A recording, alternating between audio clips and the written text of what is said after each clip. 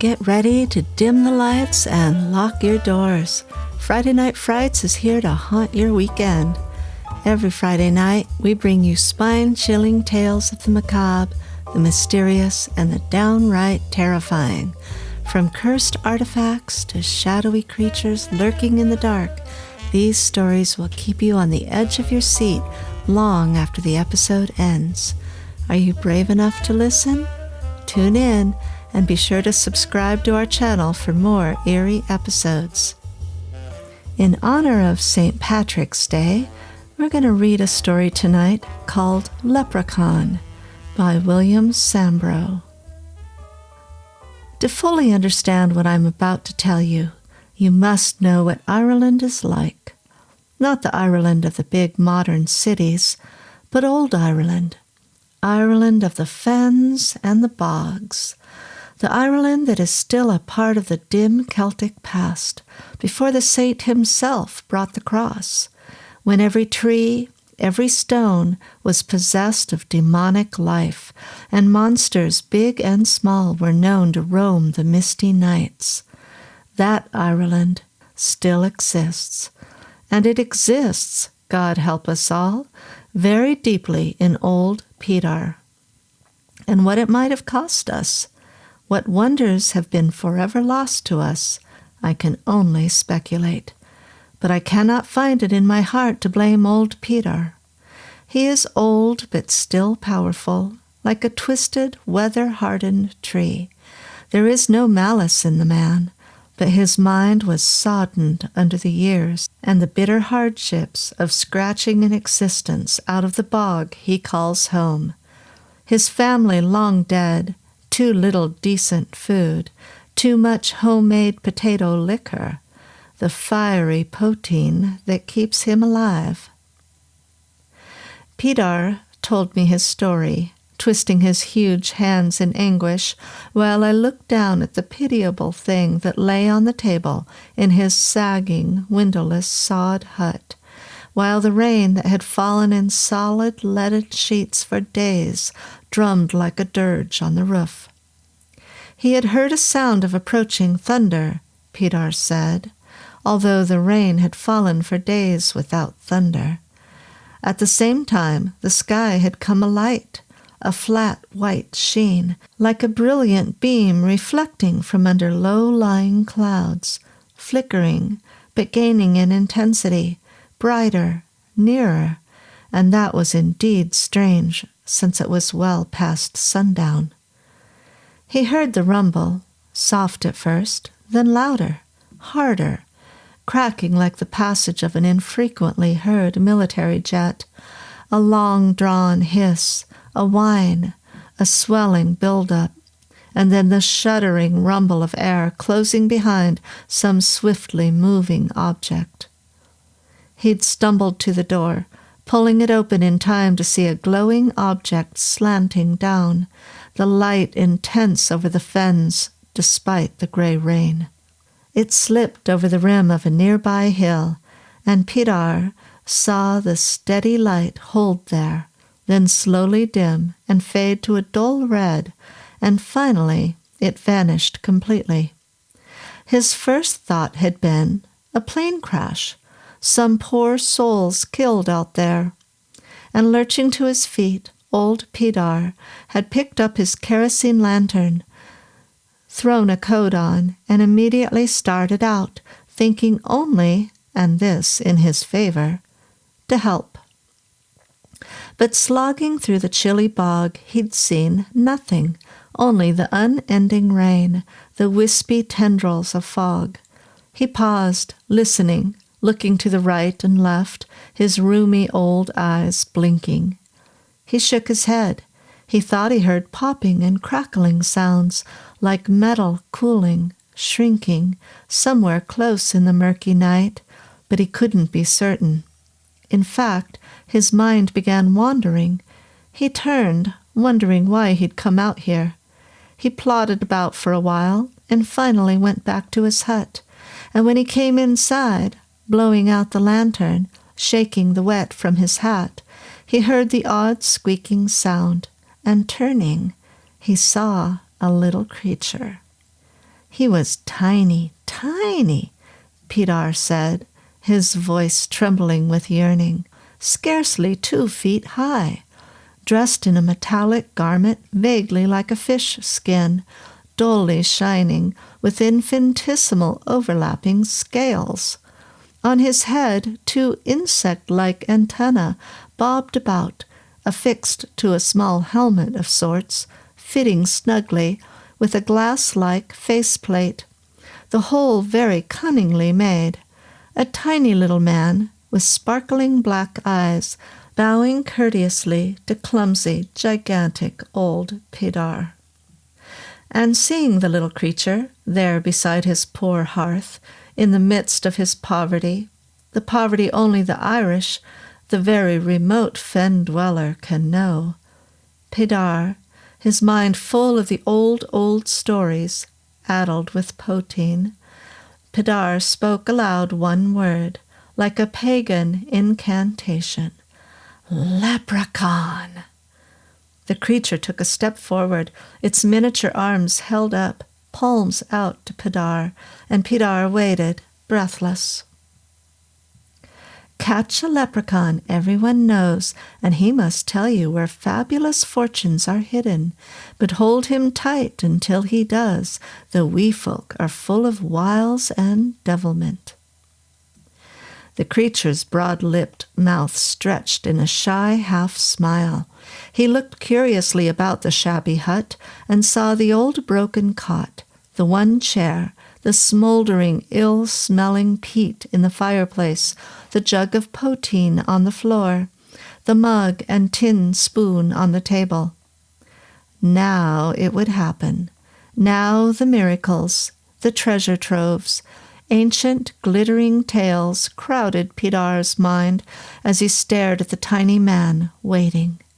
The little creature made another courteous half-bow, then walked slowly around Pidar, keeping his brilliant sequin eyes on his face, and walked toward the door, moving slowly and with difficulty, as though walking under great pressure. He walked toward the door, and as he reached the threshold, Pidar came out of his trance and acted. He snatched at the little man, crying loudly at him, "No, no, oh no, you darlin' wee man, you don't go until you grant me my due." He held the wriggling little creature in his great calloused hands, conscious of the amazing lightness of the little thing. Why, he might have been made of thistledown, so little did he weigh. The creature squeaked and made muffled sounds. Pidar put him on the table, still holding his waist with one big hand. "Now then," said he, "it's here you stay until I see the gold with me own eyes, and don't think you'll escape me. I know the tricks you'll be trying." With the other hand, Pidar hoisted the jug and swallowed an enormous drink of the fiery liquor. He paused, cocking his shaggy head. "Forgive me now, and where's me manners? Don't I know how you'd like a drop of the poteen?" Pidar slopped some into the cup, hesitated, peering slant-eyed at the little creature. Then he pawed about and came up with the tin spoon. He dipped it into the cup, and then held the spoonful of liquor up to the little man's face. The little one remained motionless, watching him quietly. "Now then, of course," Pidar growled, "can't take a drop with the contraption on." He put the spoon back in his cracked cup, and then fumbling with one huge thick hand, he worked at the tiny faceplate on the creature's head. As he did so, the creature struggled violently, making mewing sounds, wriggling, but helpless in Pidar's grip. There was a rending sound, and the faceplate opened. Instantly there came a hiss as of escaping gas, a whiff of some indescribable odor, and the creature stiffened. Its struggles weakened, slowed, and ceased. It became limp and dangled like a rag doll in Pidar's powerful grip.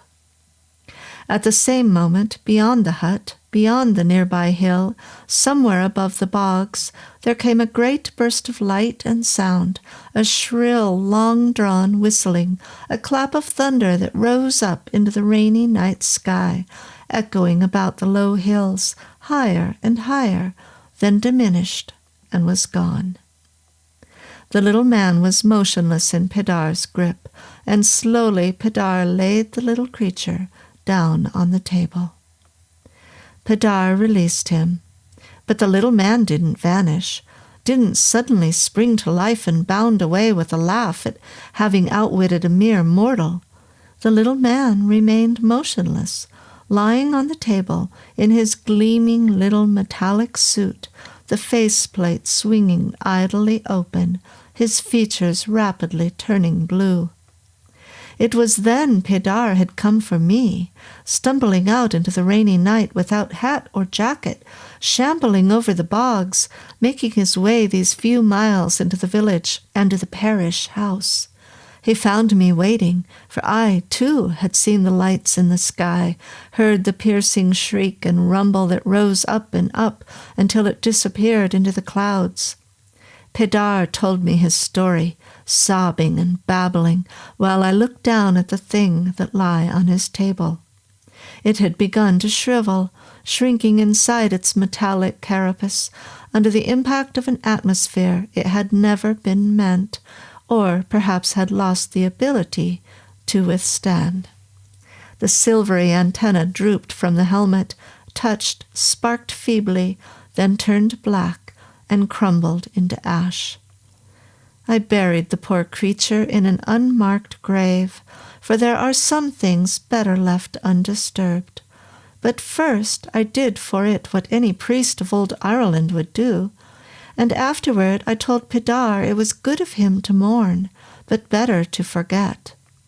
I left him sitting in his windowless sod hut, with the rain pounding down like the sound of endless muted thunder on the roof. Pidar would forget, I knew. Lost in the fogs of Poteen, it would become just another dim dream for him. But I'll remember. I'll always remember that oddly familiar-looking little face, the peaked eyebrows, the broad mouth, the elfin pointed ears. I'll remember, and I'll wonder, from what far place had he come, and why? Was he retracing a legend of his own, come to see for himself a land as distant and remote in antiquity to his kind as the legend that had inflamed poor old Pidar was to us?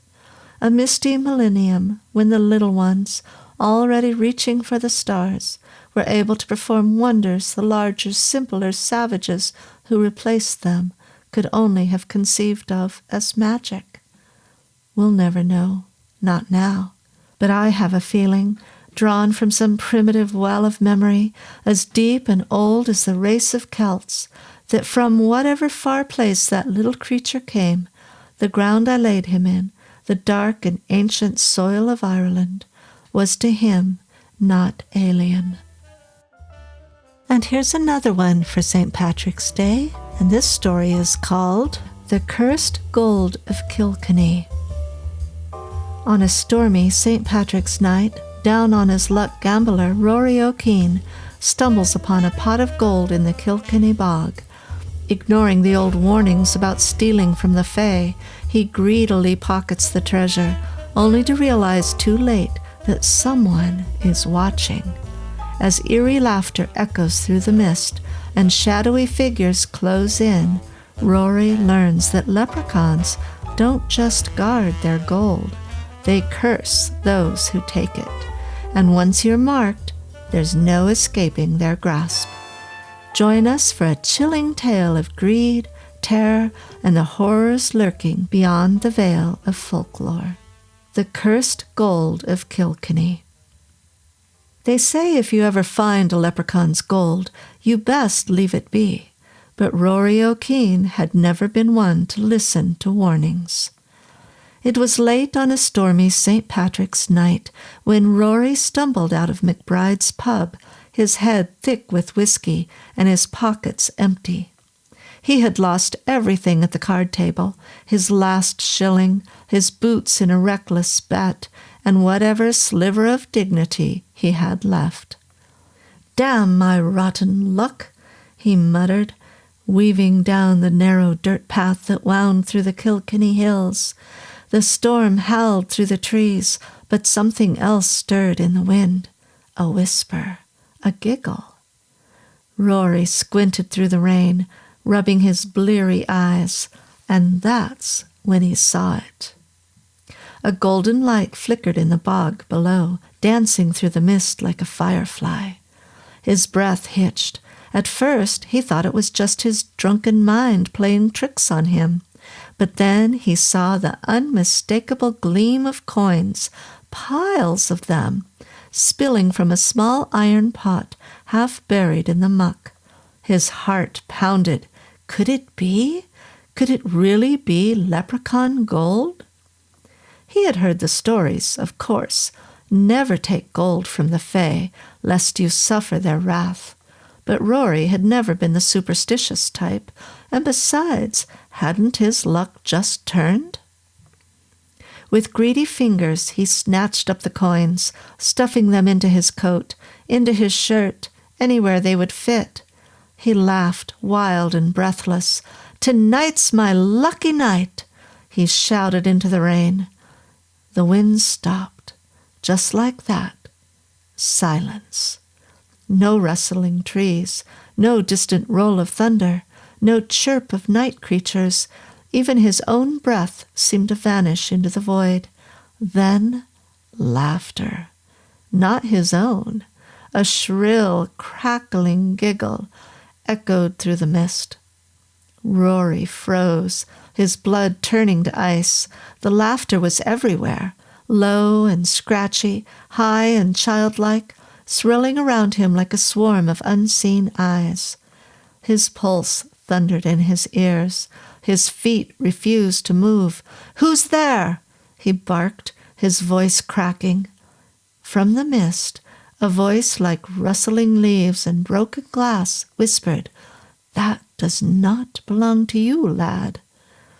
Rory spun around, but there was nothing, no one, just the shifting fog. Then, movement. A shape flitted past in the corner of his vision. Then another, and another. Tiny figures, no taller than his waist, darting through the mist, too fast to catch more than glimpses. Twisted limbs, gnarled fingers, wide grins. A shiver crawled up his spine. Then something cold wrapped around his ankle. Rory screamed, kicking wildly, stumbling back into the mud. His hand landed on the pot of gold, and the second his fingers touched it, his veins turned to fire. The coins burned into his flesh, sinking, fusing, writhing under his skin. He clawed at his arms, his chest, trying to tear them out, but they had become part of him. His skin darkened, twisting like aged bark, his fingernails blackening, curling into talons. The laughter grew louder. A shadow stepped forward from the mist, small, hunched, ancient. Its face was a nightmare of deep wrinkles and jagged teeth, its eyes black as bottomless pits. "You took what is not yours," the leprechaun rasped, tilting its head. Rory fell to his knees, gasping, "Take it back, please!" He sobbed, but his voice was already changing, shrinking, warping. The leprechaun's grin stretched wider, far beyond the limits of its face. "Oh, we will," it said. And the last thing Rory saw before the darkness swallowed him whole was dozens of tiny, gnarled hands reaching out from the mist, grabbing him, dragging him down. By the time the storm cleared and the sun rose over the Kilkenny hills, the only thing left of Rory O'Keefe was a pile of empty clothes, his pockets turned inside out, and a single gleaming gold coin, warm to the touch, as if it had only just been made.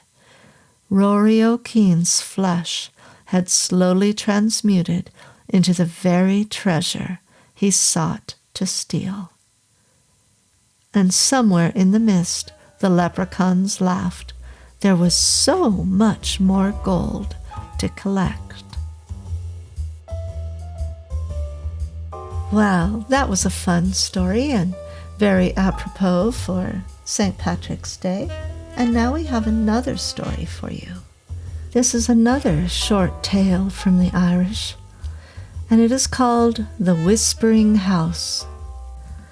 The O'Reilly family moved into the old stone cottage outside Kilkenny just before winter set in. It was a charming, if somewhat neglected place, high-beamed ceilings, creaking wooden floors, and a history stretching back nearly 2 centuries. From the moment they unpacked, however, small things began to go missing. It started innocently enough. Keys disappeared from the kitchen table, only to reappear days later in the larder. Shoes were found in the loft, though no one had brought them up there. Laura, the mother, blamed the children. The children blamed each other. And Sean, the father, laughed it off until the knocking started. At first it was faint, a tapping sound against the walls in the dead of night. Then, as days passed, it grew bolder, knocks that echoed through the halls, rattling picture frames and shaking the floorboards beneath their feet. "It's just the old stones settling," Sean insisted, though his voice lacked conviction. Then came the whispers. Soft at first, like the rustling of wind through the hedgerows. Laura heard it while brushing her hair late at night, a breathy murmur just behind her ear. When she turned, there was nothing but her own reflection in the mirror, except, in the dim light, she could have sworn her reflection was smiling when she was not. The children complained of toys moving on their own. Stuffed animals placed neatly at bedtime were found arranged in grotesque poses in the morning. The youngest, Rosie, claimed a voice whispered her name while she slept. Sean remained skeptical until one evening when he fell asleep in the sitting room. He woke abruptly to the sensation of icy fingers gripping his ankle. Sitting up in terror, he saw only the dim glow of the hearth, until the rocking chair across the room began moving, slowly at first, then violently, as if something unseen was sitting in it, throwing its weight back and forth. The family tried to ignore it, convincing themselves it was nothing, but the poltergeist was growing bored of tricks. It wanted fear. One night, the house erupted in chaos. Cabinets burst open, dishes shattered to the floor, lights flickered as the air turned suffocatingly heavy. A deep guttural laugh echoed from the walls, an invisible presence feeding on their terror. Rosie screamed as unseen hands lifted her from her bed, her small body suspended in the air for a single, horrifying moment before she was dropped like a rag doll. Laura grabbed her children and ran for the door, but the door wouldn't budge. The windows slammed shut one by one, sealing them inside. The whispering returned, now a cacophony of voices, hissing in Irish, a language none of them spoke fluently. And then, as suddenly as it started, silence fell. The front door creaked open by itself. Sean, breathless and pale, gathered his family and fled into the night, leaving the house behind. They never went back. A week later, a local real estate agent showed the property to a new couple. As they walked through the empty house, the wife paused, frowning. "Did you hear that?" she asked, tilting her head. The real estate agent forced a smile. "Hear what?" The wife hesitated. A whisper, faint and amused, had slithered through the room. "Welcome home." The house remained empty for a time, But the poltergeist was not done. It was not alone. As the new owners settled in, they began to notice small disturbances, coins appearing in strange places, tiny muddy footprints on the wooden floor, the sound of high-pitched giggles echoing in the dead of night. One evening, the husband, Brian, found a small rusted iron pot on the windowsill. Inside was a single gold coin, ancient and gleaming. "Where did this come from?" he asked his wife. She shrugged, uneasy. "I don't know. I never saw it there before." That night, the whispers returned, more insistent, more malicious. The air crackled with unseen energy, and shadows stretched unnaturally across the walls. A scuttling sound, like clawed feet on stone, crept through the hallways. Then the laughter turned sharp, malicious. Brian awoke to the sensation of something crouched at the foot of the bed. A pair of glowing green eyes blinked in the darkness. He gasped, reaching for the lamp. But the moment light filled the room, the thing was gone, leaving only tiny footprints on the bed sheets and the distant sound of nails scratching against wood. "We have to leave," he whispered, voice shaking. But the house wouldn't let them. The doors locked, the windows slammed shut. From those shadows, small figures emerged, twisted, grinning things with sharp teeth and ragged clothes. "You took our gold," one rasped, voice like dry leaves. "Now you must pay." The house shook as the poltergeist and the creatures worked together, their combined energy turning the air frigid, filling it with eerie laughter and the sound of unseen hands dragging sharp nails across the floorboards. The couple screamed, banging on the doors, pleading for release. Then, silence. By morning, the house stood empty once more, the only sign of its occupants, a trail of tiny footprints leading into the mist. The real estate agent put the house back on the market, and once again, it waited. Well, I know those were short stories, but hopefully they'll kind of get you in the mood for St. Patrick's Day. And I hope that you all will wear a little green and find a lucky clover and kiss someone who's Irish.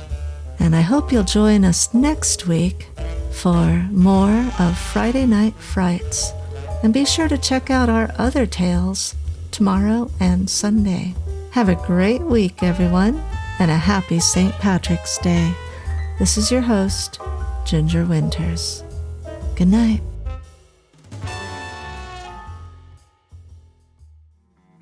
Hey folks, Clay Steele here. You know, I spend a lot of time outdoors around this here campfire. If you're like me, you get downright annoyed by all those pesky mosquitoes buzzing around. They're just looking for a free meal. Nothing ruins a good night under the stars faster than slapping and scratching at bites. And that's why I keep the Bee-Itch Stop. I keep it handy. One swipe and that itch is gone. No more burning, no more scratching, just good old relief. Made right here in Nevada with all natural ingredients. It's safe for the whole family. So if you're tired of being a mosquito buffet, do yourself a favor and get you some Bee-Itch Stop today. And this is Clay Steele. Watch out for them bugs.